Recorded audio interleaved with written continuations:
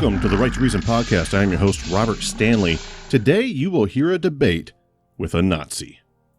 If you heard the first conversation I had with a white supremacist, you will remember that I was emotionally overwhelmed by the hate that I heard.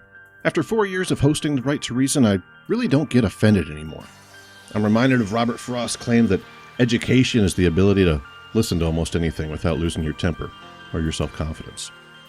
I found most of the things today's guest said as laughable, but the real takeaways, I think, are after the initial 30 minutes of Gish Gallop. I find this random, unfocused way of thinking and communicating indicative of conspiracy-based thinking. The far right doesn't hold a monopoly on that either. But after he slows down a little and sees that I'm not rejecting the stats and studies he references, which are legitimate, I'm able to identify his implicit bias with accepting particular statistics and studies while rejecting their academic interpretation. He even surprisingly presents one chart that confirms my argument and shows that he ignores income correlation to crime stats. Ultimately, I think we discover that his motivation to be an extreme contrarian lies at the heart of his philosophy on white nationalism. This conversation is not recommended for children or for those offended by hearing views promoting racism, hate, and fascism. The purpose of this conversation is to reveal the ideological threat present in our country and the logical flaws therewith. It is for those prepared to stare into the abyss and smile back at it. It's the Right to Reason podcast. This episode of the Right to Reason podcast is brought to you by our patrons and contributors like me. We have all recognized the value of the unrestrained marketplace of ideas and have decided to make a difference. You can make a difference too. Contribute at patreon.com/right and learn more about your right to reason at therighttoreason.com. Your activism is appreciated. Gordon Kahl, how are you, sir? I'm doing well. How about yourself? That's not your real name, is it? No, that is a pseudonym that I use. And that was some dude in the mid-'80s that got shot by, like, feds or something? Yeah, so I mean, I guess if I want to just do a very short overview. Yeah, please. Gordon Kahl was a fighter pilot. Well, not a fighter pilot. I guess they didn't have them then. He was a bomber in World War II. He flew in all three theaters of the war. When he came back, he was just a small-time farmer in Medina, North Dakota, and he got disillusioned with the United States government. For one thing, he had found out that FDR knew about Pearl Harbor before it happened, which, as far as I'm aware, that's not even a controversial statement. The U.S. did have intelligence on that. And he also didn't like the direction the country went in after 1945. As far as I'm aware, he wasn't open. He wasn't a racialist. Before, sorry to cut you off. You're saying that it's common knowledge that the U.S. knew the attack on Pearl Harbor was about to occur before it occurred? At least, as far as I'm aware, it's not a controversial statement in, like, the historical community. That's weird. Well, think about it this way. I mean, I've heard that before, but I haven't. I don't think like it's just like this well-known thing. That's fair. Maybe common knowledge is a bad term. I mean more in the sense that it's not a crazed white supremacist conspiracy theory or something. But even that's a fact. I don't know that that's a fact. You know what I mean? Okay. It seems fairly likely to me, considering that the United States was doing things like embargoing Japan's oil supplies and otherwise like antagonizing them before the war. It seems like, if they didn't know that exact attack, it seemed like they were angling for something, especially considering FDR ran on an anti-war policy and then proceeded to, get us into one of the largest wars of all time. Right. Like we do with every war. We antagonize the enemy and false flags and Spanish. Yeah, sorry, I don't mean to keep interrupting you. No, you're cool. But like the Spanish-American War, I think, with the sinking of the Lusitania. Yeah. And then like the Gulf of Tonkin in Vietnam. It always seems like there's a lot of weird ops with ships, right? I suppose it would make sense if, it's out in the middle of the ocean, who's going to report it, right? Like one way or the other, if you're kind of fucking around. Right. You can control the narrative because everybody that's a witness is a soldier or an officer, or what's it called? The USS Liberty is a great example of this. Yeah. Yeah, that's a good example. Okay. But anyway, please continue. I stopped you mid story. Yeah, well, I kind of went on a tangent anyway. But so Gordon Kahl, he was, like I said, he was a pilot. He was just a farmer in North Dakota. He didn't like things like, for example, when the income tax was instituted, which is a relatively modern thing. Like, he felt that it was socialistic or communistic or whatever. He felt it was unconstitutional. I've heard arguments from libertarians that it is. I don't really bother with that kind of stuff. And he didn't want to pay it. And he thought that if he filed this specific exemption, I forget what it is. I did a whole episode on this guy, but he thought if he filed there was some kind of exemption you can do for like if you're self-employed. So he wasn't a smart man. I mean, I guess, I don't know. I mean, like that seems kind of flippant. Like he was just a normal guy and he felt that it was wrong for the government to take his money if he didn't want them to. Which is fair. But and that whole, I've known so that many this whole people. He wasn't a smart man thing kind of just shows like, that's, I guess, if you don't like his political opinion. No. It's more like it's. I've known so many people that have fallen for that whole. Hell, Wesley Snipes is not that I know him, but anyway, fallen for that whole like, I don't have to pay taxes because it's unconstitutional, and it's real common. I come from like the fundamentalist Christian background, real common with those dudes. I've even had Kent Hovind on the broadcast before, and he went to prison for it. And I've known a lot of missionaries that they weren't allowed to get passports because they just didn't want to pay their fucking taxes.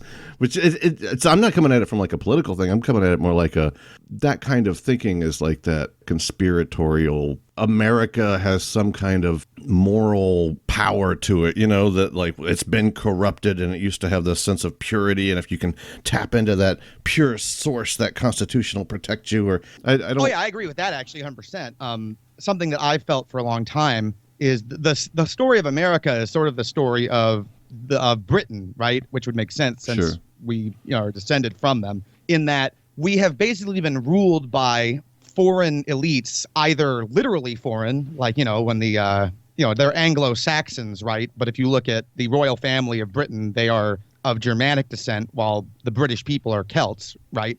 Oh, that's neat. Or I never thought about that. Even just like ideologically foreign, right? Like there's always a perennial complaint in America and in Britain is that the ruling elite doesn't have the same values or views as the people they govern. And I think that's been the case since forever. I think if you look at the founding fathers, they were not these. I think in some ways, sometimes they had the right idea. I don't think that Americans should be ruled by the British because they were a different people by that time. Right. But I also don't think that George Washington was just a wealthy British man who didn't want to pay his own taxes. Right. He didn't fight to gain power over the colonies because he felt some great moral duty. Right, I mean, maybe that was what he said. They were geniuses, though. I think we can say that it was amazing that at one point in history you just had a whole bunch of super geniuses in one room like that. That's crazy to me. But I think it's a little naive to paint them as like these perfect people, good or even good guys. They were what resulted from what they did was good, but Anyway, once again, I have stopped you, sir. I won't let you finish your story. It's just a conversation or whatever. But yeah, anyways, so yeah, he started, he didn't want to pay his taxes. And, as I said on that episode, especially for guys with our sorts of, I'm a white nationalist. I don't know if that'll get edited in later, to kind of explain this. But I'm a white nationalist. I do a show called Achtung Americaner, where we talk about the Midwest and flyover country from a white nationalist perspective, history, news, etc. I told all my guys on that, I'm like, hey, make sure you do your taxes. Yeah. Pay your, get your tags on your license paid up. Don't screw around. Because when you say white nationalist, find out. When you say white nationalist, is that like white supremacist? That depends on what you mean by white supremacist. Because a lot of times people. Do you think whites are better or superior? I guess I prefer being around white people. So just like I assume the average black person, right, who lives among black people doesn't want to live think about it this way, right? What's the biggest complaint a lot of times when white people move into a predominantly black or mestizo area? It's they're gentrifying it. They're coming in and making it the way they want it to be, and they're messing with our neighborhood. Well, okay, that's a different. How is that different? You see how, for some reason, when non-whites don't like white You're people jumping to coming so in, many conclusions. that's different. No, I'm saying talking about where white people move. That's a totally different topic from the question I just asked. Are you a white supremacist? And then like you pause and you're like, well, it depends what you mean. I'm like, And you're like, yeah. Well, like that's here's what the thing. that's what caught me off guard. I don't want to like have like slaves or something, right? Which Okay. is what usually seems to be what like this is the issue. White supremacy is like a very loose term on purpose, as far as I can tell, because like I don't even want to like live around black people, much less like rule them or something, right? Why don't you want to live I would around much black rather people? they had their own thing somewhere else. Why don't you want to live around black people?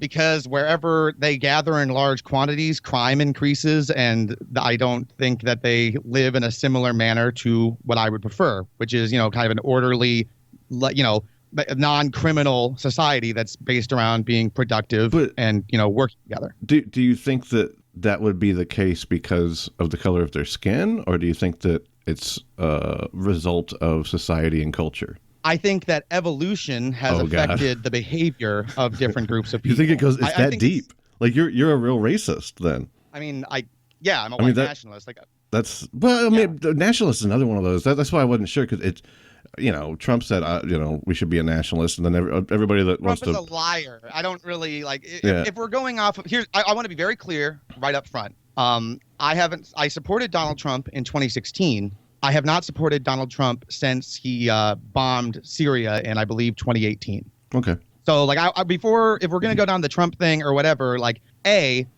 looking back, I should have realized that somebody who, is that close to a bunch of Jews couldn't be trusted in the first place. So, the king of Israel. Are you also anti-Semitic, dude? Yeah. Holy I'm shit. a white nationalist. You're like a bad person. That's kind of funny that I'm called a bad person by somebody who supports, murdering children in the womb and, approves of a organization that led to 35 deaths last year alone.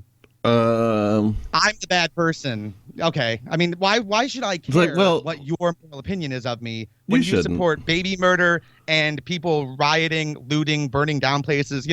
I remember I kept very close track when those riots started in Minneapolis. And at the time I was still on Twitter before I got banned off of there. And I remember I followed Minneapolis 911. And, at first I kind of thought the riots were, when they were just burning down the police precinct, I was like, honestly, like, I don't really support cops anyway. And I'm sure most of the cops were out of there by the time that started or whatever. But then I saw on Minneapolis 911, there was a tweet they posted where there was a report of a topless white female screaming for help in a sedan with 3 black males. She was never found. I know that the next day or the day after, they found a dead white woman in a car. Now, and I also know of a different report of a white woman that was screaming for help that got caught on a Amazon Ring, those recording devices that people put on their doorbells. Yeah. And the fucked up part is, for all I know, those are 2 totally different women, right? Like, who knows how many women. It doesn't seem to make the news as much when it's like when there's black on white crime. I actually don't see that in the news that often. I actually have a great example of this. Just the other day, let me find that. You jump around so much, dude.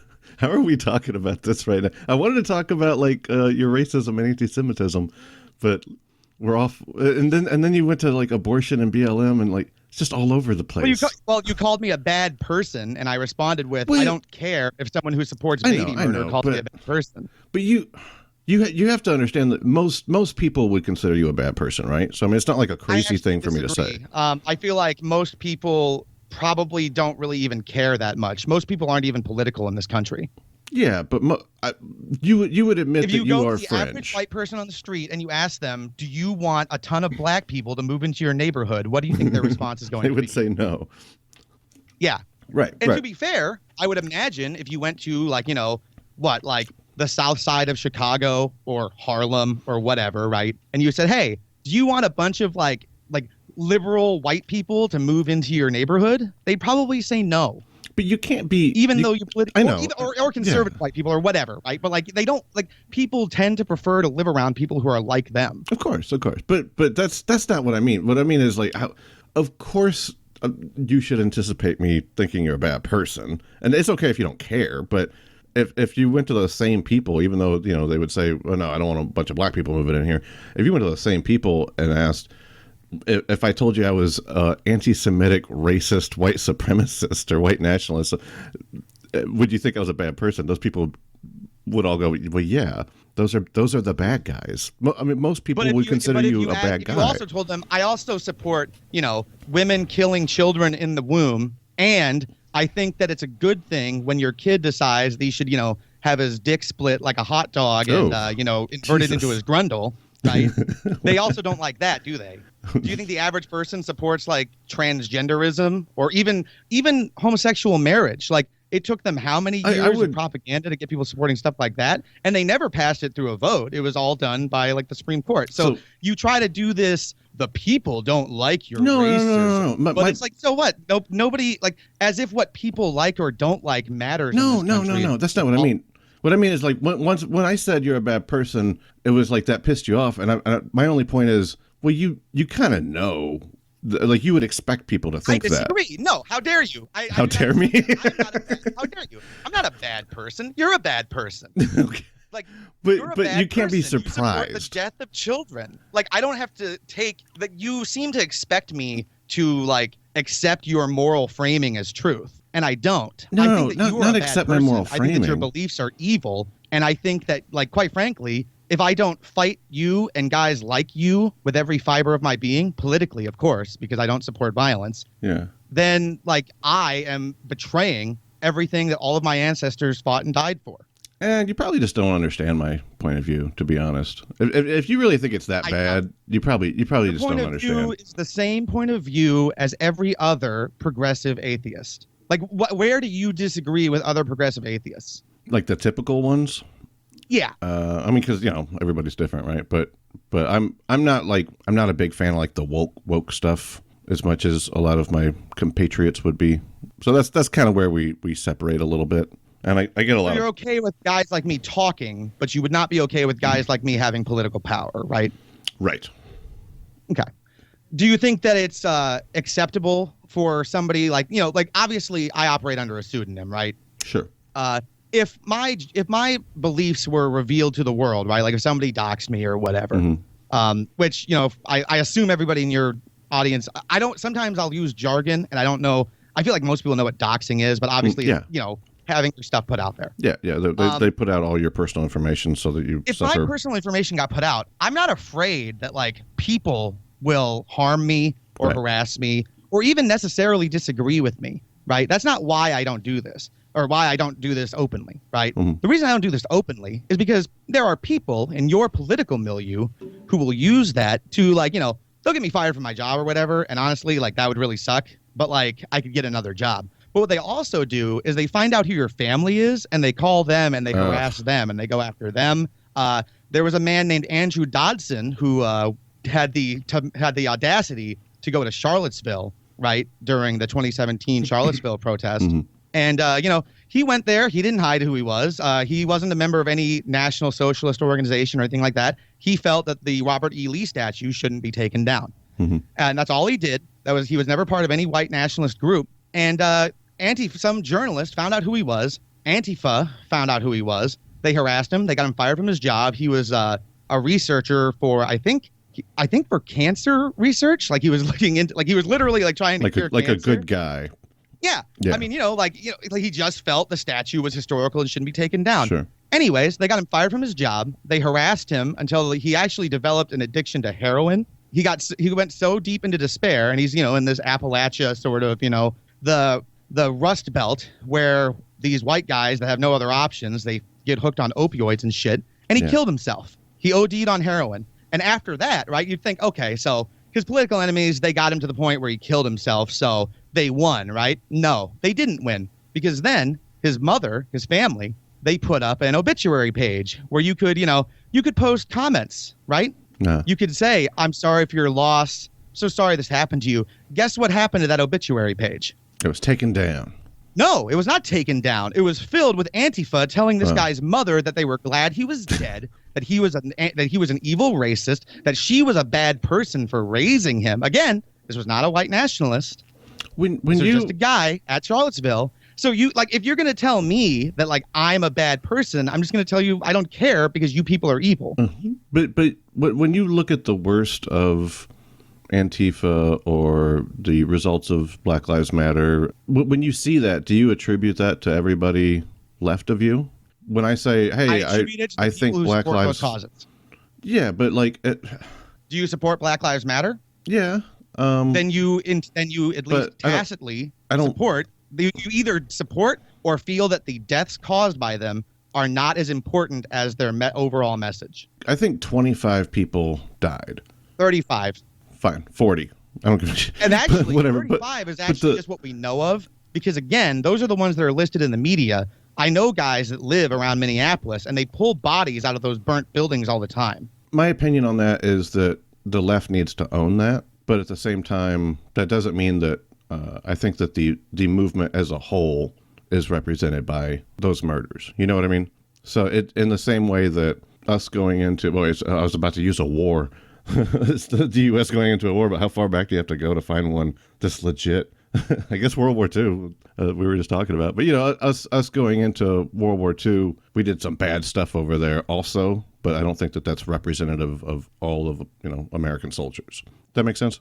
I suppose. Yeah, but... I mean, you know, here's the thing, though. None of those bad things as American soldiers did would have happened if we hadn't gone into the war. Right. And we didn't have to go into that war. There was no reason, A, for us to invade Europe, or B, for us to invade Japan. Japan attacked us because of behavior that we did to them. Our government lied to its people, killed a bunch of our men, basically for what? For the world we live in now? Like where we have the highest suicide rates we've ever had? I'm sure. I'm so glad. You know, good thing we beat Hitler. I mean, imagine. Would you say that you look fondly on Hitler historically? Considering where Germany was before he took power to where he took it to, you know, at least until, you know, he was, you know, forcibly ousted by every other country on the planet. Yeah. Wow. Okay. So, Jesus, where do we start with this? Right? Are you aware of the Weimar Republic? Yeah. Yeah. So, you know, what Germany was before Hitler took power, right? Let me give you like a brief overview of the Weimar Republic. And I'm going to ask you if you noticed any similarities. In the Weimar Republic, everything was extremely expensive. Part of this was because Germany was being forced to pay all the war debts of World War I, despite not starting World War I, which I always thought was very interesting. So, you know, like there's the whole bit about it took like a wheelbarrow of Reichsmarks to buy a loaf of bread. Almost all of the women were involved in some sort of prostitution just to survive. You know, there were mother-daughter prostitution teams. You know, there were black soldiers put into Germany by the French, right? Who, well, you can imagine what they did with German women under their power, right? And Germany was basically told by the entire international community that they started the World War I, even though they didn't, and that they deserved all the ill treatment they were taking. Adolf Hitler took power, and he reversed all of this economic and societal harm. He made Germany into, quite frankly, a model of efficiency. He was Times Man of the Year for a reason. And now I ask you, like, you know, if you replaced Weimar Germany's, like, you know, there are like mother-daughter OnlyFanses now in America. White Americans are told that we are responsible for all of the bad things that happen to every other group on the planet, not just Americans specifically, but like, you know, even stuff like the Holocaust, right? Which, like, if you accept that it happened, which I don't, and yeah, before you oh, you don't believe in the Holocaust. Again, I'm a white nationalist. Like, if you're doing the like, oh wow, oh my God, wow, like, I don't know if that's performative for your audience or if you just don't know what white nationalists think, but it's silly. But yeah, like, again, even if it happened the exact way it's said to have happened, right? Even though there's a lot of problems with that. You would think that white Americans, who were the majority of the U.S. military, would be given some sort of pass, right? Hey, you know, we saved all of these Jews or whatever. Gordon, You'd think we would get a little bit of respect, but we don't get anything from these people, right, and they hate us. And they publish things like whiteness is a disease for which there is no cure. Good. Right? Can we try something? Sure. Let's try a conversation. You know, like where like you go and then I go and we just do that back and forth, learning about each other's points of view. Can we attempt this if possible? Sure. No offense, man. It's just like you start going. Jeez, you're a very angry person. Yeah, I am angry. I think it's perfectly reasonable for me to be angry. Are you? I mean, I guess if you want to go ahead. But I have my. Are you involved in like any like violent organizations or anything like that? No, I don't believe in violence. I don't think it works. Okay, so you're despite your advocacy. your views that I would probably characterize as hateful. I understand if you would disagree, but despite that, you wouldn't actually hurt anyone. No, I don't think it helps. I don't see there's no random lashing out violence does nothing except reinforce the system. Okay. And that's actually a message that I tell people repeatedly. I did an episode called Martyrs when the BLM riots first started to really kick off, the more recent George Floyd ones, where I went into the history of, people of color, whatever term we use now, murdering and attacking white people. My personal favorite were these two Mexican brothers who in the 1800s in Colorado were ripping the hearts out of white ranchers, Aztec style. And that's not even me being racist. That was their explicit. That just happened. Goal. Yeah. That certainly happens. That was they were trying to emulate it, right? I think it's bullshit. I said this stuff is infuriating. This stuff it makes me angry. But you have to understand that lashing out, especially random people, that accomplishes nothing. Do you remember Dylan Roof? Oh yeah. He shot up that black church. That's right. He had the bowl cut. Yeah, I remember the hair. Flags being banned from everywhere. Mm-hmm. I always remember I read his manifesto when that first happened, right? And I remember reading it, and I don't remember all the details, but I do remember the main thing I remember is he was like, nobody cares about white people. Nobody talks about this stuff. Nobody's doing anything about this stuff. Right. There's nobody around. And so I guess, and he decided maybe he was disturbed. I don't know, but he decided that the best plan was to shoot up a bunch of black people, and that's not correct. And I wish someone had been around to tell him that's not what you should do. That's not the way to do it. Yeah, but all right. I want to talk more about your concepts on evolution of race. But you do understand this is just the stage we're at right now. I don't think you're wrong that white people are getting less favoritism in society, even to the extent that they don't report on actually anti-white crimes that occur. I would fully agree with you there. But go ahead. Yeah, and also whiteness is seen as bad now, and that kind of. I can agree with you, but with every social movement, there's always some negatives to it. You know what I mean? Some parts that are a little bit off track and a little bit of a negative result of that movement. So if you look at something, maybe we wouldn't agree. I was about to say something we both agree about.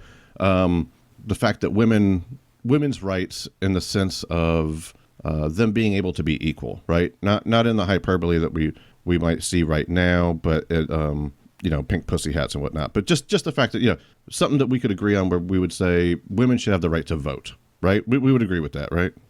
No. God damn it, Gordon. Well, here's my thing. I'll say this, right? I think that the right to vote, the franchise, should be heavily limited, and I would prefer something service-based. Do you think blacks should have the right to vote? I mean, perhaps it would depend. Perhaps. Here's my thing, right? It's so hard to find common ground.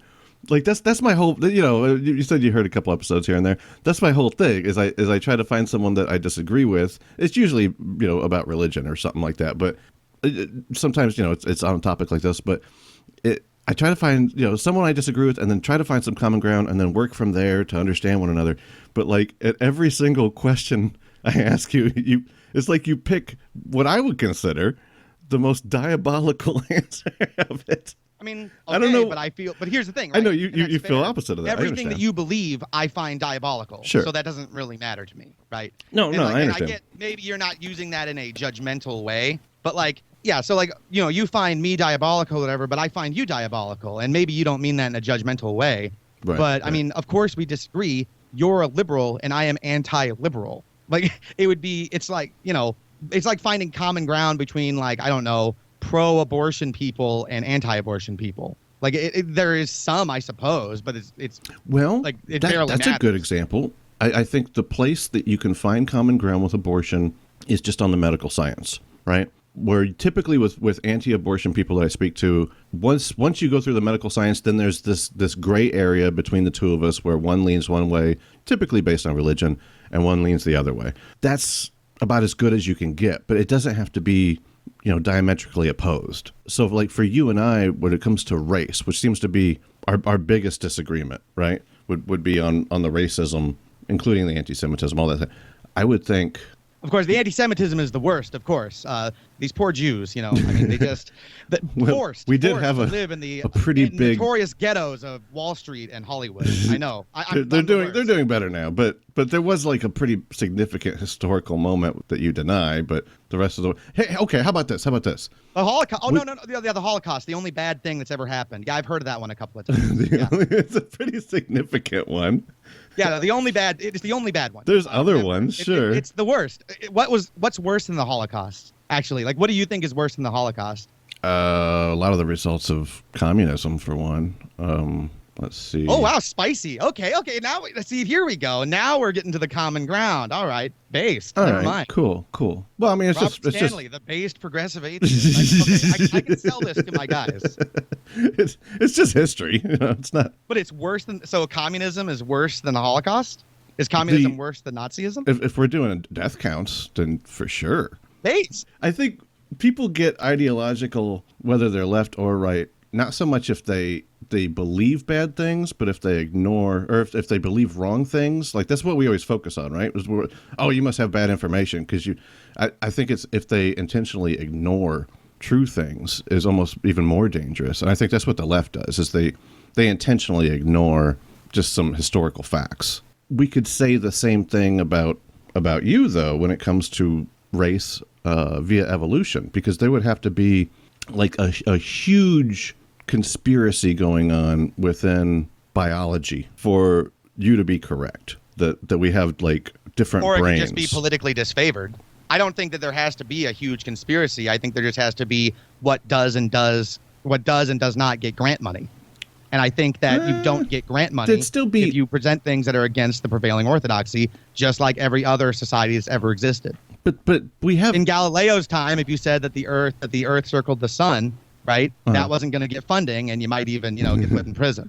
Yeah, well, there would still be peer review of articles written, right? So, like, you remember that one guy? What was his name? Murray did the bell curve. Yeah. So that was reviewed and actually taken seriously, and then laughed out of academia. You know what I mean? Okay, but again, you this is the thing that I dislike the most about like science worshiper types or whatever. Yeah. The priests of peer review have political and personal biases. To pretend that peer review is this perfect system. Again, the communists claimed that they had a scientific system as well, and that led to things like Lysenkoism. There is a little of that, but it's a pretty good system. No, it's not. I don't think it is. Not when it comes to political matters. I think that if it's something that doesn't really matter politically, I'm more willing to trust it. But like the same community that claims there's no difference between black people and white people except for skin pigmentation and facial structure, also claims that if a guy says he wants to be called Stacy, he's actually a woman. I don't care about their opinion because they're obviously just doing this for a political reason. Seems like a silly reason to discount academia as a whole. A silly reason to discount academia as a whole is that they tell me that a man who says he's a woman is actually a woman, and I should believe it. That's a silly reason? Yeah. Why? Why should I trust them if they do such an obvious lie? That is such a small part of it. You know what I mean? Like we're talking about. No, it's not. Hold on. We're talking about biology and evolution. If you go on Nickelodeon today, they're promoting transsexualism to children.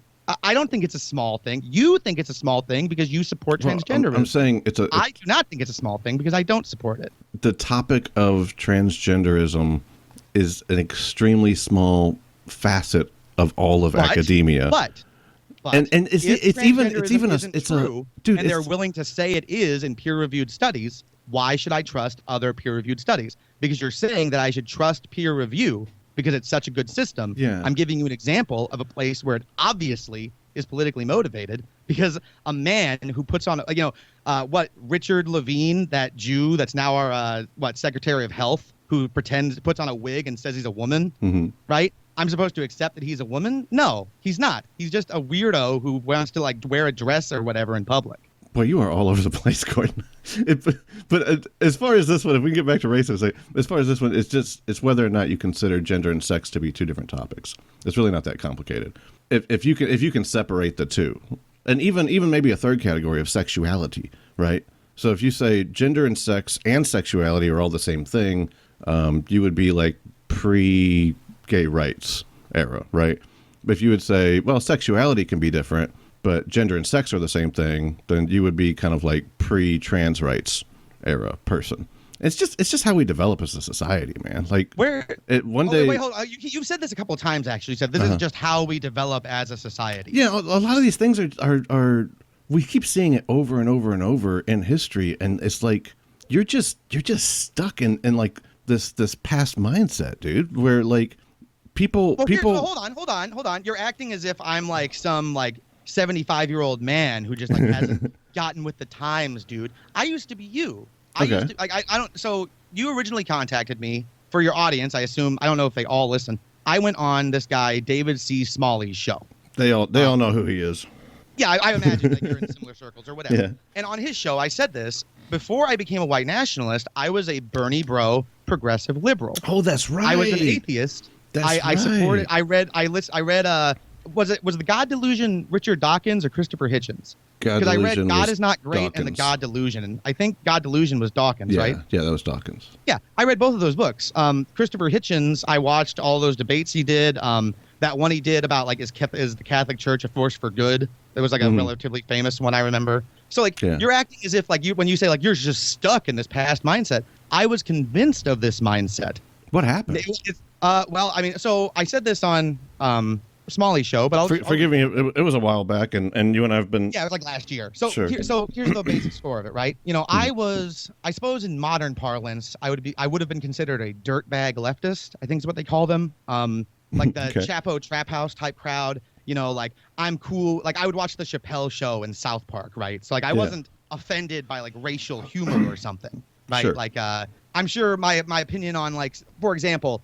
Is it okay to say the N-word if you're singing along to a rap song or something, right? Yeah. Like my opinion on as a leftist would have been, yeah, as long as it's, you know, for a rap song, but not to a black person, right? Which, to be fair, I still think it's kind of rude. But what? Just singing it? No, like saying, calling a random black person the N-word. Yeah. Like I don't do that. Like sure. I don't just insult people. Well, but there like, you go. We would probably agree on that one then. We agree communism had a higher death count than fascism.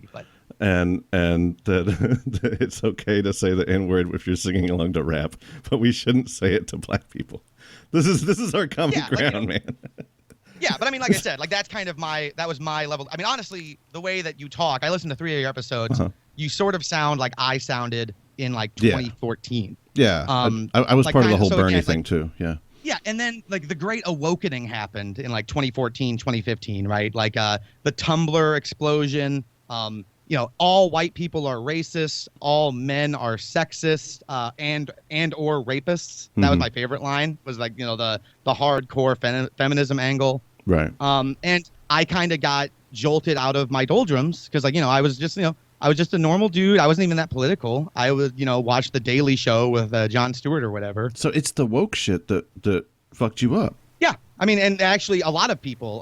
There's, you know, the vast majority of the alt-right, dissident right, white nationalism, whatever you want to call it, right? I mean, of the younger crowd, like, you know, Gen X and younger, most of them are former libertarians, right? Like the Ron Paul types. Yeah. But there is a sizable minority of us who were former Bernie bros. You know, we went from democratic socialist to national socialist. And a lot of it is because for most of us, you know, like I was sold a bill of goods, right? I was told America used to be racist, but we've gotten past that.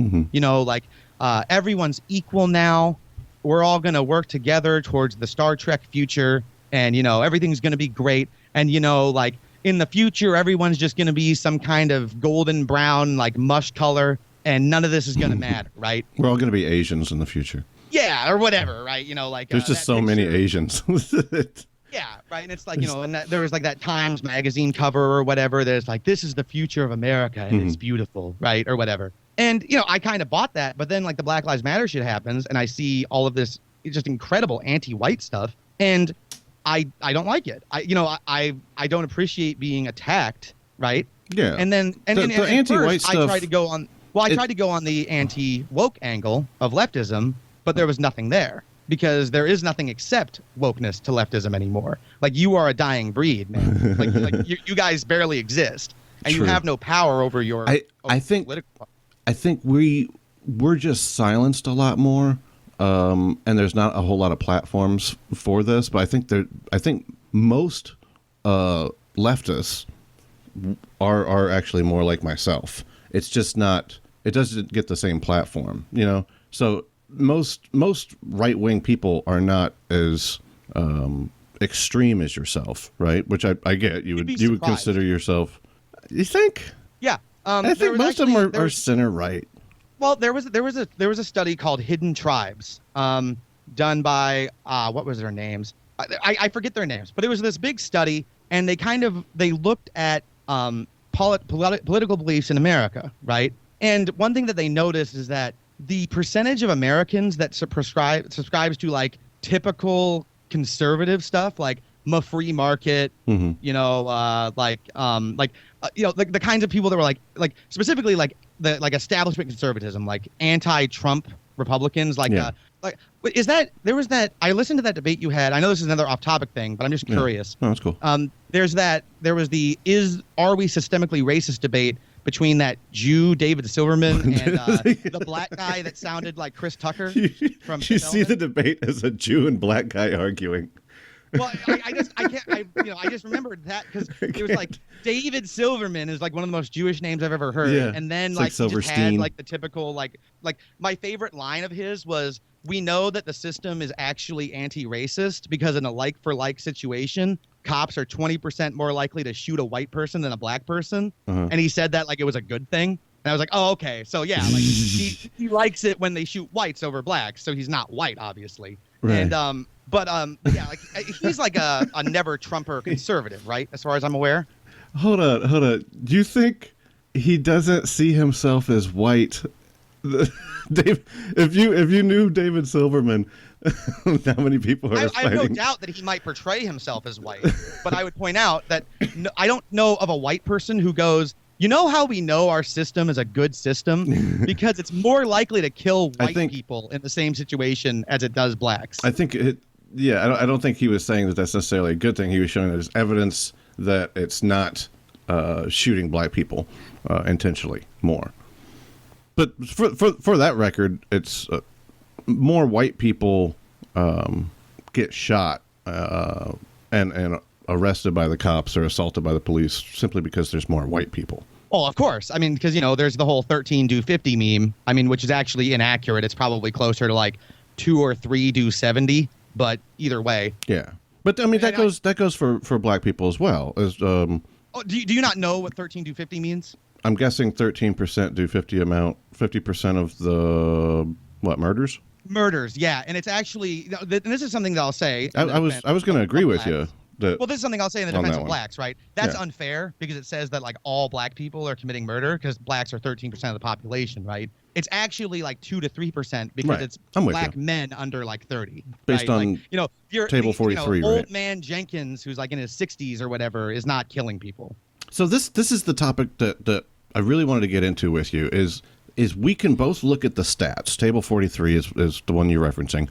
Yes. And we can both look at the stats and see, okay, that is a very significant number that they have higher murder. And I think was the other one. It wasn't burglary. I think it was just. It's just violent crime in general, like assault, robbery. Because we're pretty high on the rape. I mean, White people rape the shit out of everybody. No, white. Oh no, I don't know. That's a libel. I don't accept that. It's true.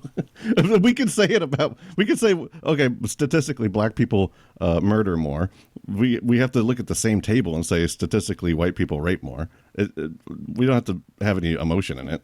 I disagree, but that's fine. Okay, it's the same stats. It's just I would point out that a on average, quantitative when black people study. rape, it doesn't get reported.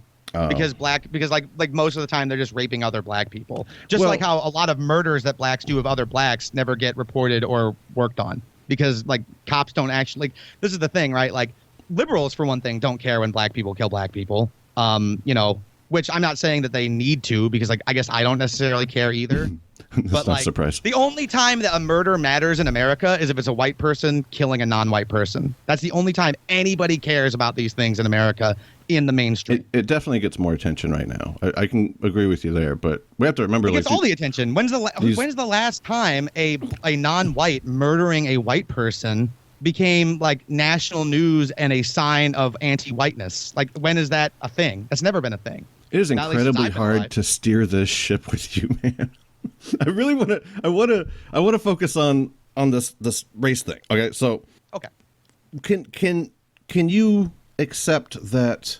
Okay, if I can give you that based on Table 43, which I think was an accurate study. I don't think it's totally bullshit. And a lot of people, statistics. I mean, now to be fair, not great. I know a lot of liberals that say because it's done by cops or whatever, it can't be trusted.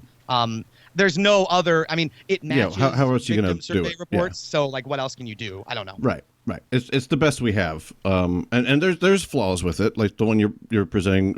It's from the crime something report C something R. Or UCR, that's what it's called. And there's flaws with it for exactly the thing that you're talking about. The fact that people don't report crime and that certain crimes are ignored.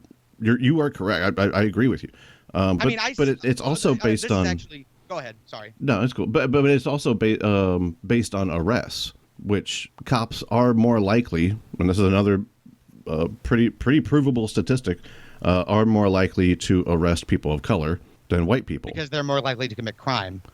I think that's a fair statement. I don't think they're more likely to commit crime because they're black, but statistically, yes, black people do commit more crime than white people. But where you and I would disagree would be per capita, obviously. I think like in terms of raw numbers of crimes, I think.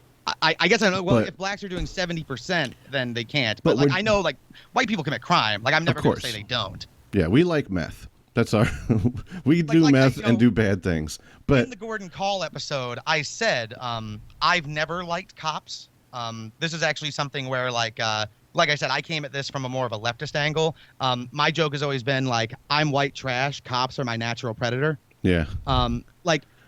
So I've never had a high opinion of them. And I even said on that episode, like, if something happens to you, like a crime or whatever, growing up, like where I lived, like, we didn't have a lot of crime. But if something happened, it was usually petty shit, like somebody stole something out of your car or like they broke in or stuff, right? You know what I mean? Not a lot of murder and stuff. Half the time, nobody even called that in because the cop's just going to show up and write a dumb little report and then leave. Exactly. So like, what's the point? Yeah. Okay. So, but in the same way that just because someone is a cop doesn't mean that they're bad, but we would say the system. Maybe.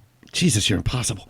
No, I agree. I agree. I mean, I think that the average cop is just like, it's just a job and they're usually not the smartest. Like they're kind of picked to be dumb. So I don't think that they're usually malicious. They're just not the most clever. Maybe. But okay. So with those people, it's not that those guys are bad and that's why they're cops. It's that some of them. They're within a legal system that's kind of fucked up and, they have to arrest you for something like marijuana, which I would assume we would both agree shouldn't be a crime. I don't like it. I think that it's bad for people and it's bad for society. I don't know that. I mean, I am. One thing I will say is I think it's going to be federally illegal forever, just as a way to entrap people. Sure. Oh, but okay. So we would agree with the cop thing. I would say that the reason that you get so many crimes from illegal citizens or people of color. Citizens. Yeah, but that's not the right word. Illegal people. Then is more based on the system that we're within. I don't see any science that proves that like black people are just more angry. You know what I mean? Like that would be huge. I don't think it's that they're angry. I think that's kind of I think that there's issues and things like impulse control. But that would be huge. Like that would be one of the biggest breakthroughs in biology or neurology since Darwin. You know what I mean? Like it would be an enormous thing within academia. Why is human behavior not modified by evolution then? Like, because that's apparent, and maybe I'm misstating what you're saying. I think it is. But but here's the thing, right? Because human biology has been affected by where we lived, right? I mean, black people have dark skin because they come from, a place that gets more sun. White people are paler because we didn't need to have the dark skin. Same with like eye color, things of that nature. Blacks and whites and Asians, they have different bone structure. Mm-hmm. You can actually, you can tell. I know that Smalley guy said this wasn't true. I don't know how he could have said that. Oh, that's right. Yeah. He disagreed that we're different or something, if I recall. Yeah, and sure, there's obviously we're obviously different. Kenyans are like West Africans are like the fastest people on the planet, like as a group. Quick, right? What's that called? Quick twitch, fast twitch muscle fibers. Legs or whatever. Yeah. But a polar bear and a grizzly bear to behave differently, but can interbreed and look different, and they behave differently on an instinctual level because they've been because of evolution. Mm-hmm. But the liberal consensus seems to be evolution for humans stops at the brain, and everyone's brain is the same. But no, psychology is very comfortable as a branch of the social sciences, accepting that there are physical differences with our brains leading us to be leading certain groups to be more susceptible to certain problems. Like that, some might find it to be a racist statement, but it's another one of those things that's just science, that Native American people are more likely to suffer from alcoholism. It's just part of their makeup. Doesn't mean that every Native American's an alcoholic. It's just that if I have a drink and I have high amounts of Native American DNA and genes, then that drink's going to be a little bit better to me than it would be to someone that didn't have that. Then, well, hold on. If you accept that, sure. Or at least, and maybe you don't, maybe I'm putting something on you, but if you accept that, Native American people can be more prone to alcoholism because of their genetics. It's just science. Why would a black person be why is saying that a black person might be more prone to what we in white societies consider criminal behavior? Yeah. Why is that somehow totally crazy? Just because we don't have the science to back that up. If that was the case, then that would be the case. Black people commit less crime, as a group. Are there any black countries that commit less crime on average than white countries? I don't think. I don't think so. I don't think so. But I don't know that I would need that in order to disprove your point. I would just have to say there's a lack of science representing it. But that's ridiculous. So that's just worshiping the peer review. That's going. How else are we going to know? Study, so you can't observe anything in reality. What's the? That's ridiculous. There's a lot of studies. There's just no studies supporting your argument. I mean, okay, but I don't care because if there's no okay. Because here's the thing, right? Again, you just said there's probably no African country that has less crime than basically any European country. Maybe some of the particularly bad parts of the Balkans, right? In the 90s. Yeah. But anywhere you go in Europe, the average person who is white, these are European people. Mm-hmm. They are genetically related to me, and I assume to you. Judging by looking at you, I don't know, you could be Jewish or something, but they Robert Stanstein or something. Yeah, exactly. Oh God, but no, here's the thing, and maybe the issue here, and I don't know. I tend to just kind of assume with liberals that this is a status thing, and it's not about actual belief. It's just about proving you're a good liberal. Mm-hmm. But is part of the issue that you think that my political ideology, my goal is to treat all black people at all times as criminals because I think they're more prone to it? No, but it does sound like the danger of your political ideologies would probably be you would reintroduce some form of segregation, and you're pro-fascist, which historically are bad. Those things didn't go well for humans. I guess, I don't know. I feel I don't think I've actually said this to conservatives in my area, and I've gotten decent responses. Would Hitler or Mussolini have allowed little boys to do weird strip dances for homosexuals, like that Devin is Amazing kid did? I don't think so. They would. So not. It depends on what you think is good or bad. But so let me put this by you then. Okay. As far as I'm aware, if you're looking 1 out of 3 black men are felons, right? And that's not before we get into why they're felons or whatever. As I understand it, there's a third of the black population that has no criminal no criminal record. I think it's less than a third, but still, it's a very high percentage. I understand. Yeah, but like there's at least a third of black people have like no criminal record, right? They aren't criminals. They work every day. Like, they just do what they need to do, right? Mm-hmm. You know what I mean? They're just a normal dude out there, working at, Wendy's or a factory or whatever. It's one third with the criminal background, 2/3 without. 1/3 that's a felon. I don't know what the criminal background, right? In terms of like, you know what I mean? Sure. Like let's even say it's 2/3, right? 2/3 of black people have no criminal history whatsoever. I don't think that's true, but like let's say that's the case. Okay. Because I don't know. Okay. Those people get preyed upon by their criminal black brethren. Yeah. Right? Of course. Because most crime is intra-racial. Now, white people are more likely to be targeted by interracial crime, partly because we're the majority, right. Partly because, you don't really suffer consequences when you attack us. But, these black people, in the current system, nobody cares when they are preyed upon by other blacks. Right. Like, the liberal system that cares so much, when you finally can find a white guy being mean to a black person that you can put on national news, does not care at all about these blacks that don't commit crime. Because they're completely full of shit.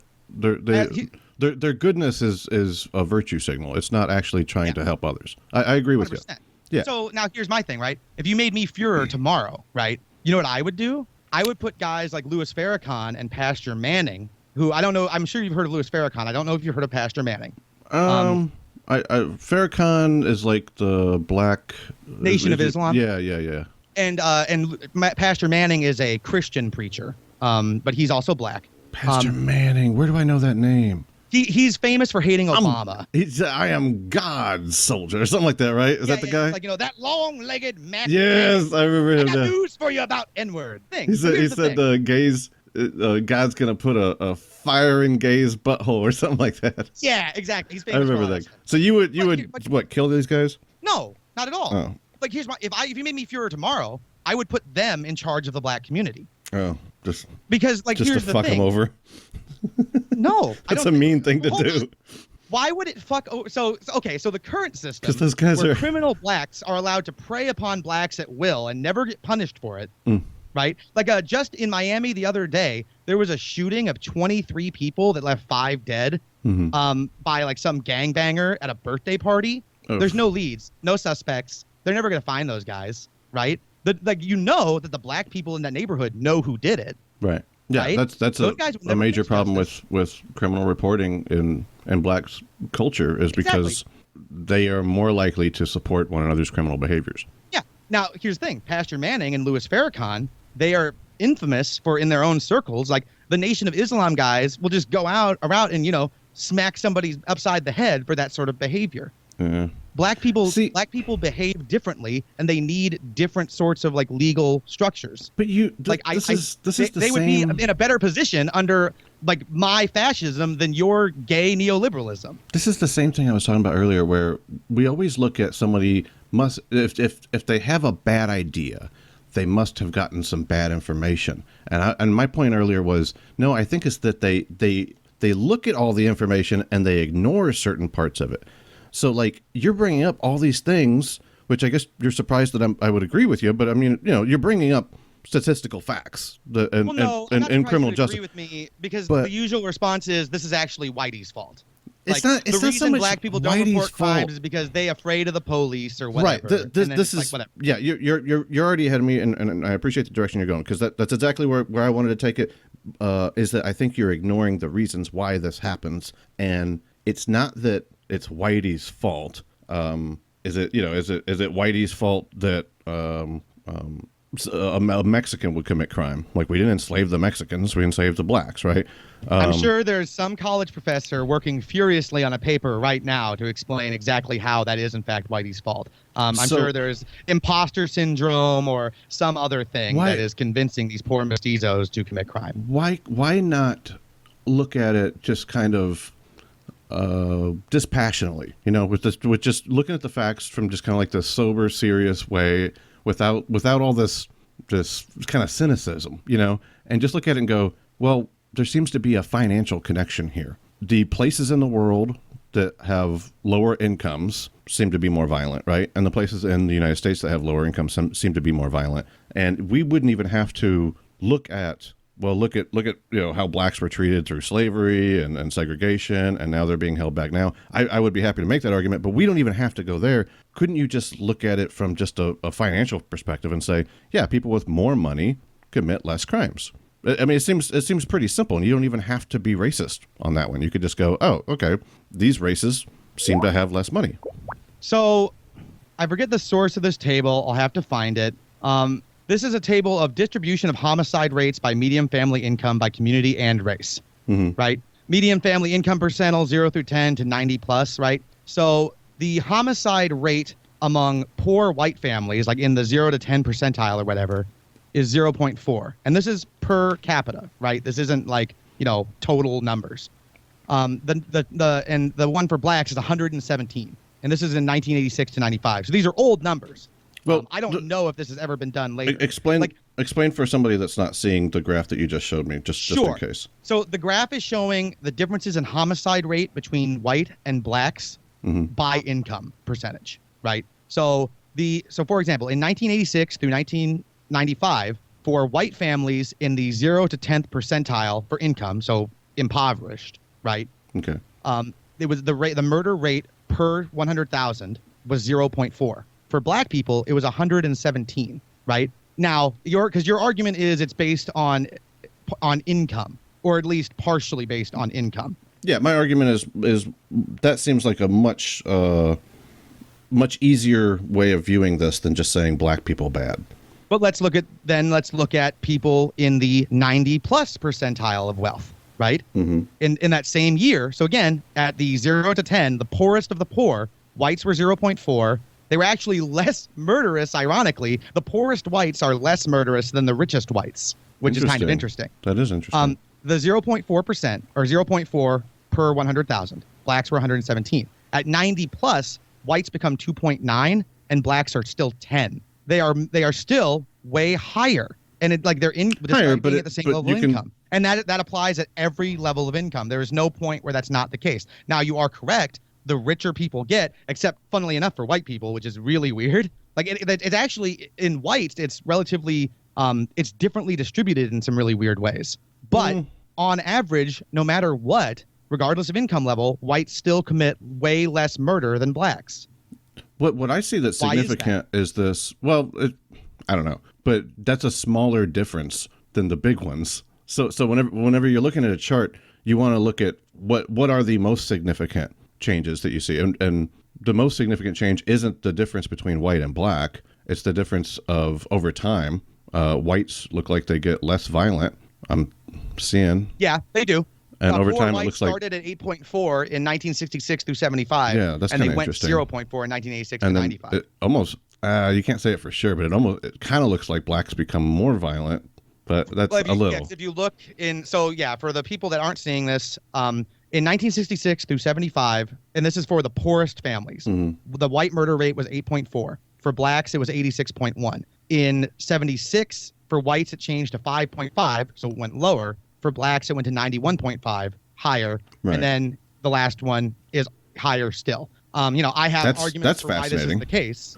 Yeah, it's probably back in 60s, there was just a lot less mixing of races, I would assume. Well, I don't think that, to be fair, I don't think that the murder is because of the mixing of races. I would imagine it was still probably almost entirely intraracial murder. Yeah, good point.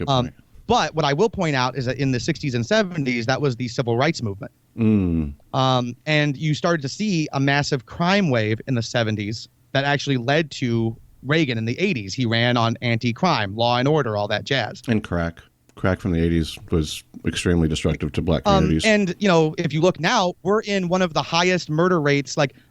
Almost every city in America is seeing record increases in murder rates right after our most recent civil rights movement. But no, we're doing great right now. I think they're related. On murder? Everything's down. Yes. Everybody's, yeah. Trust me, man. This is. Oh, hold on. Let me find the article. Jesus. But before we move to a different one, another one that seems very significant that I think it helps prove my point is that the crime tends to go down with more money, whether you're white or black, right? I don't disagree that wealth affects murder rates. Sure. So I think that it's still it's not just wealth. I think that race also plays into it. And Yeah. I think that chart proves my point. I think the chart. It doesn't prove yours because you're trying to claim that the only reason black people are so violent is because of their wealth levels, and that's No, I'm just saying that obviously not the case. that's probably one of the best and most reasonable ways to look at it. That's because you view all views of race as inherently unreasonable. No, not necessarily. Well, then explain to we me could- how this chart makes any sense in your worldview. Why are the wealthy blacks still committing more murder than whites? And not just like a little bit. This isn't me quibbling over like 0.5%. Mhm. This is a difference between 2.9 and 10. That's a massive difference. Okay. So how about we say it this way? The difference between 2.9 and 10, whatever that small percentage compared to 100% would be, that's your whole worldview on racism. No, it's 7%. That's the most wealthy blacks. Most black people are not wealthy. So like, because this is the issue, right? Like if I see a black person walking down the street, I'm going to be more wary of them than a white person. Mm-hmm. You will say that's unreasonable and racist. It would be reasonable depending on how they look. Okay, so like if you saw two a businessmen, white trash guy missing his teeth, tank top, whatever, right? And I also see a black guy wearing a hoodie, grills, like thug life Sure. tattooed across his chest. You'd be more right? scared of the black one. I understand. But is so that you don't view that as racist? I think Because those are both in the same income level, right? I At think least it's in theory. right. I would right. doubt a meth head is much better off than a black gangbanger. In fact, the gangbanger is probably better off financially because at least he has like a job selling weed or whatever. Maybe, yeah. But I think yes, that's racist. But I don't think it's crazy. Like I get where you're coming from, and part of that's going to be just there's less of that person around, so you're going to be more weary of that person. There are way more racists in diverse parts of the country than there are where I'm from, man. Like you have any idea how hard it is to convince these fucking boomers that there's a race problem in America?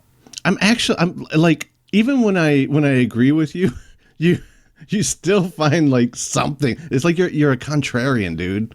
That's it. Gordon, that's it. Think about it. Back when it was the extreme thing to support Bernie, that's where you were at. And then you felt like the movement betrayed you and you just went to some other extreme. That's all you're doing, man. I mean, if you want to try to pathologize, if you want to try to take all agency away from me and pathologize my views and it makes you feel better, I guess go for it. It doesn't make me feel better, but I think it helps understand. Right. It's impossible that anybody could come to the views that I come from by looking at data and just coming to a different conclusion. That's crazy. It has to be.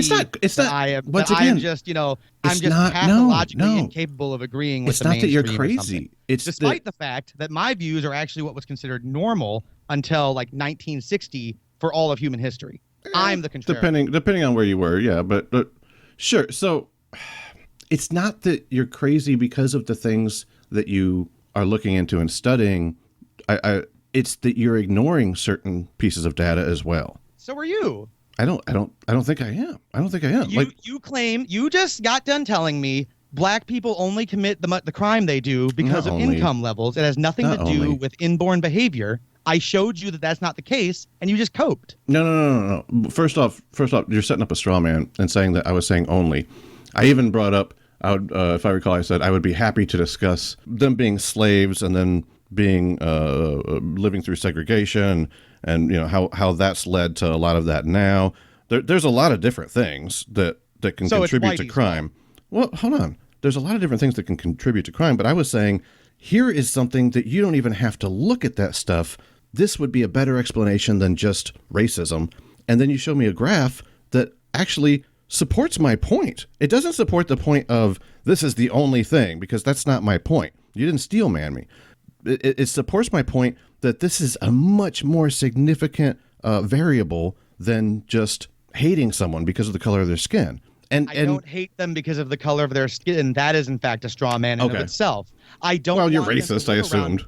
I don't want them to live around me because quite frankly, the average black is far more likely to commit crime than the average white. I don't want them around me because they are a threat and they behave differently. They don't view things the same way that I do or that my people in general do. Like, for a black person, the idea of stealing a bike is barely even a crime, right? Whereas like for a white person, they find that kind of shit really annoying. Like even just on simple levels like that, like the stereotype of black people like screaming at the movie theater, right? Like, you know, look, black people like to be loud. I mean, one of my favorite genres of YouTube video is black people responding to magic tricks. Yeah, I don't know if you've ever seen this. It's hilarious. Right? It's fucking hilarious. Like, though, if all black people did was like shout, "Oh shit, he hiding behind the door," right, at the movie theater, or like, you know, freak out at a card trick, you right? wouldn't mind. I understand. Who would care? But you know what I don't like? I don't like when a meth and fentanyl-filled criminal dies at the hands of the police. Suddenly, the city that my people built, Minneapolis was built by white people. Black people did not build that city. They built it out of nothing. There was nothing there. They built it. They made a beautiful city. And then these people decide, oh, this criminal piece of shit who, quite frankly, if he had been white, the white people in his neighborhood would have been like, good, fuck that guy. He was a criminal piece of shit. These people, their view on it is we need to burn down whole sections of this city and attack, rape, and murder white people. I do not want to live around that. And I don't think that that's unreasonable. Well, one way to solve the problem that doesn't violate other people's civil rights would be to lift up those that are in poverty, right? So we've been trying that since like what, the civil rights movement, and it hasn't improved anything. They've just gotten worse. Have we? I mean, have we really tried? I don't. Why? Hold on. Actually, here's my question. Why should I be responsible for that? Like, why do I have to deal with these people? Like, how exactly do I didn't own any slaves. In fact, the average black person is far more likely to be descended from a slave owner than me. All of my ancestors were Volga Germans who came to America in like the 1800s. So they didn't own slaves. Like, why the hell am I responsible for the current state of black people, even if white people were responsible for it, which they aren't? So it's not necessarily that you're responsible for it. It's more like if we're going to have a good society. We don't have a good society. Yeah, but if we're going to have one, then we have to chip in. We've been doing all the gay shit you're talking about since the 60s, and it hasn't gotten any better. What evidence do you have that if all I do is, like, you know, wear the I'm sorry for slavery shirt or whatever and go to BLM marches, that this is going to get better? So far, since 2014, it wouldn't matter. Things have just gotten more anti-white. It wouldn't matter what you do. You're libertarian, I'm guessing, right? No, I've never been libertarian. I think libertarianism is retarded. Okay, fair enough. This is. Remember, I came out of this from the Bernie Sanders side of things. I'm a national socialist. I don't think that individualism is going to solve this problem. Yeah. So it wouldn't matter what you do, but as a whole, we definitely have seen that if society, you know, whichever society you're in, but just as a group, let's say as Americans, we can definitely see that everything has been improving. No. As we have increased social programs. No, it hasn't. Are you crazy? Like, okay. Well, this is my area of study. I don't know. I'm not crazy. How has it improved for white people specifically? Well, see, now you're. How are white people better off? Well, I don't care if it's better for black people or something. Like, I'm not black, and I don't care. Like, this is the thing. Like, it doesn't matter to me. Like, nothing about the neoliberal project that's been in place since like 1945 has improved the conditions of white people. And I would argue it hasn't really improved the conditions of black people, considering that their murder rates are way higher now than they were prior to segregation. And you're saying since 1945? Themselves. Yeah. Is that okay? Yeah, you're just wrong about murder rates. They are down. They're down from. They've been going down since I want to say the 70s, dude. All crime has been going down. Like fucking big time. So I don't know where you're getting that number from, but we could just agree to disagree, I guess. Because you seem pretty set on it. What drove the historically large murder spike in 2020? This is from The Intercept, which I don't know even what like particular side of the coin this comes from. I think The Intercept's left wing. Yeah. But okay, but amid the pandemic, lockdown orders, and nationwide protests against police violence, a historically large increase in murders occurred in 2020. That makes sense. Previously, the largest record one-year rise in murder in U.S. history was 12.7% in 1968. Last year, data from nearly 12,000 law enforcement agencies released by the FBI shows murders up 21% nationally. Okay. Every time you have one of these Category 5 chimp outs, you get massive spikes in crime. It's why Reagan got elected in the 80s. Wait, what'd you call it? A Category 5 chimp out. Chimp? Is that like? It's a racial term. Because blacks are monkeys? Is that chimp out? That's the joke, yes. Okay. However, I enjoy using it for a variety of things, including when like my toddler nephew starts freaking out about something. So you're looking at and the Intercept correctly called it a spike, but it's radio, so it's hard to do. But it's, if you're looking at let's say like a hockey stick line of something going up, on a chart, but then you pull back big time and see that that's just one spike of the line going actually down. Why should I care? Why should I care if it potentially goes back down to what it was before? Not that it potentially, it's been going down. And B, I don't want these people around me. These people killed people in a city not far from me. I don't want them anywhere near me. Because this is the issue, right? When a white criminal dies at the hands of police, white people don't decide, I need to riot, burn down cities, kill and rape people. But yeah, we have a different culture. That's the best method. Fuck that. I don't like their culture. Their culture sucks. Well, I don't want them anywhere near me. It's just that they're a minority. All minorities in every country. Asians don't take up. Asians don't do that. When an Asian person is killed by anybody, this Stop Asian Hate stuff is almost entirely like fueled by black people attacking Asians because, quite frankly, they're easy marks. Asians don't respond by rioting and burning down major American cities. When's the last Asian riot? Everybody Maybe the LA riots when they were shooting the blacks? Dude, people coming over from Europe are coming over. You're going to hate this word, but I don't know another way to say it. They're typically coming over with privilege, like financially speaking. So you're referring to an exception. Nigerians are some of the richest people in the country, bro. Like Nigerian immigrants tend to be some of the wealthiest immigrants that we have. Dude, are we really talking about Nigerians? You're saying that white people come with privilege or whatever, and you're saying that these minorities are all criminals because they're poor. So I knew that word was going to get you. You're too easily triggered, like a snowflake. Now I'm just fucking with you. I'm kidding. All right, but listen, like the Asians that come over, it's the same with like Indians, like like real Indians, not like Native American Indian. Like you're referring to the exception to the rule, but typically the rule is lower income minorities, especially ones that travel as immigrants. Asians aren't wealthy. Asians are like a lot of Asians, like these Chinese guys in Chinatown, are low income. They typically. Why aren't they murdering? You won't let me finish. I'm saying typically they lower income minorities take a resistance culture, right? But the people that you're referring to are the exception to the rule, mostly because whenever they come here, it's with privilege, and it might where you're saying, well, hey, Asians are really poor, right? But they've one example would be that they send their students over here for education. Great examples of poor immigrant. Yeah, but there's also a lot of great examples. Like again, Chinatown in San Francisco, L.A., New York. These are not wealthy people, but like they don't do crime like blacks do. And like Chinatown, New York has lots of crime. There's lots of crime, not to the same degree that blacks do, and quite frankly, they don't attack white people like blacks do. So like I'm also inclined to care less.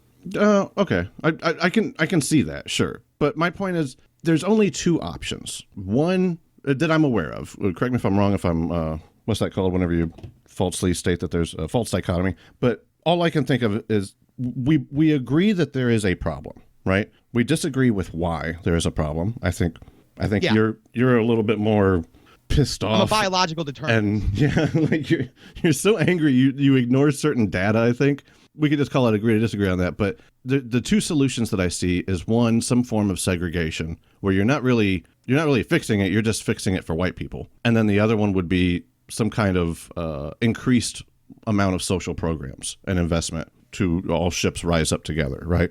Well, specifically wealth transfer from whites to blacks, because we know who would be paying for these programs.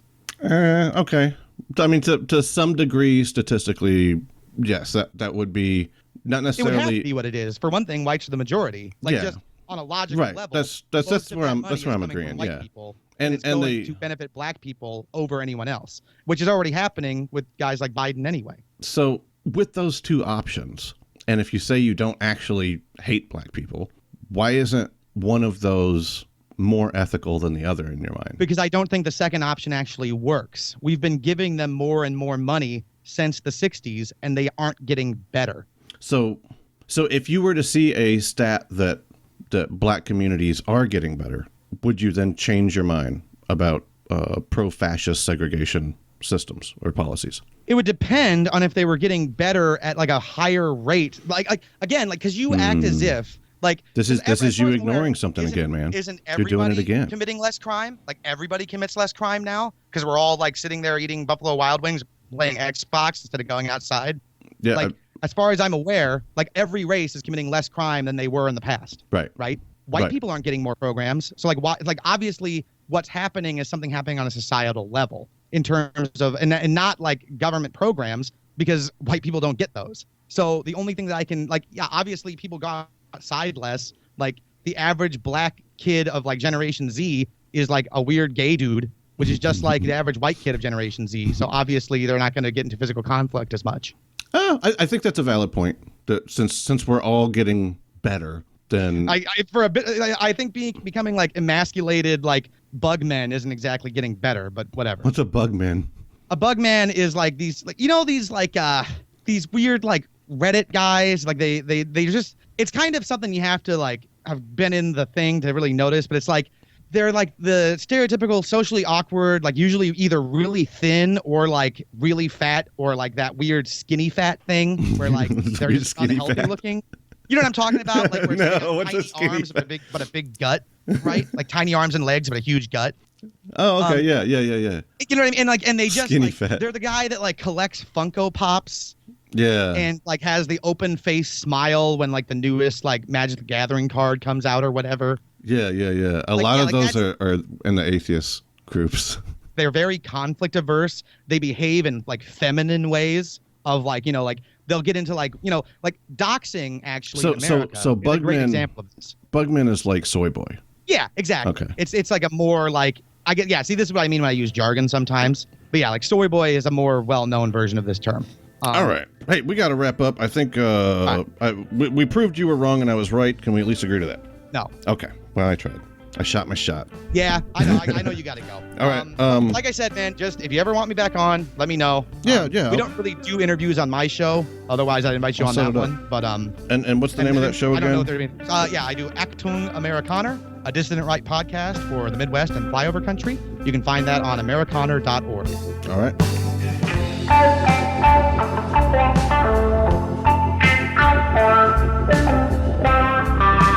Thank you to Dave Blair at DaveBlairMusic.com. Thank you to FeedSpot.com for promoting the Right to Reason to the Top 10 Atheist podcast. Thank you to our patrons, Jason Parker, Freethinker215, Alan Marks, Philip Spawn, Bernard Lamberell, Enema Man, Larry Wilson, and our top supporter, Rob Montgomery. You can support this broadcast at patreon.com/right and learn more at therighttoreason.com. I'll be speaking with philanthropist and activist Prabhat Gotham about his experience as a producer of over 800 separate charity events, including the 50th anniversary event for MLK Jr.